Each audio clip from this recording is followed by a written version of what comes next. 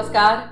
लेनोरा माइंडट्यून consultants प्रस्तुत एन्हान्सिंग happiness या सिरीजच्या आजच्या 5व्या भागात मी वीणा दिघे तुम्हा सर्वांचं मनापासून स्वागत करते. मंडळी, आज आपण बोलणार आहोत एम्प्टीनेस या मानसिक समस्येबद्दल. बऱ्याचदा आयुष्यात सगळं काही छान चालू असताना अनेक श्रीमंत प्रसिद्ध व्यक्तिमत्वांना देखील एम्प्टीनेस जाणवतो.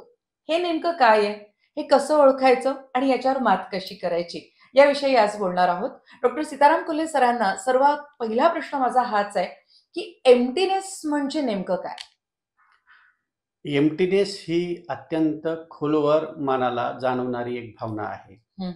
यामध्ये आपल्याला आयुष्य परिपूर्ण न वाटणं, आपल्या आयुष्याला काही एक अर्थ उरलेला नाही किंवा एक पोकळी जाणवणं म्हणजे एम्प्टीनेस. पोकळी. आणि मग असं एम्प्टीनेस कुणालाही जाणवू शकतं.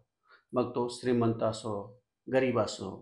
बऱ्याच वेळा श्रीमंत व्यक्ती किंवा प्रसिद्ध व्यक्ती स्वतःच्या फेममध्ये किंवा स्वतःच्या प्रसिद्धीमध्ये इतकी धावपळ करतात की त्यांच्याकडून नात्यामध्ये दुरावा निर्माण व्हायला सुरुवात होते.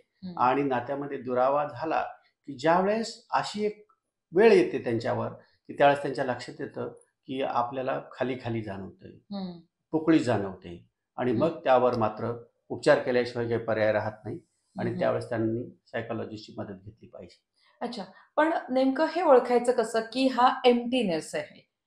म्हणजे ही पोकळी वयाच्या कोणत्या टप्प्यावर, असं काही सांगता येईल का की कोणत्या वयोगटाला हा त्रास प्रामुख्याने जाणवतो, असं काही?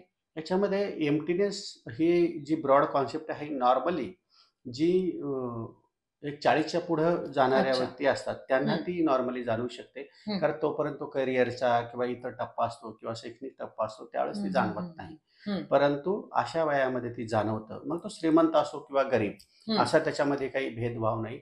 कोणत्याही व्यक्तीला हे फिलिंग येऊ शकतं आणि हे फिलिंग आल्यानंतर त्याला आधाराची गरज पडते. मग तो आधार देणारी व्यक्ती कदाचित जवळची नसेल, पर्यायाने त्याला सायकोलॉजिस्ट किंवा सायकोथेरपिस्टकडे जाणं भाग पडतं. सायकोलॉजिस्ट किंवा आणि सायकोथेरपीकडे जर गेलं तर ते तज्ज्ञ असतात. त्याच्यामध्ये ते या एम्प्टीनेसची कारणं शोधून काढतात.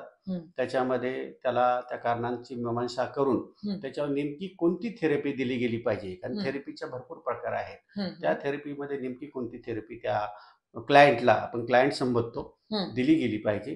ती थेरपी दिल्यानंतर त्याचं हळूहळू त्याला एक स्वतःबद्दलचं गुड फिलिंग, हेल्दी फिलिंग मनाला यायला सुरुवात होते.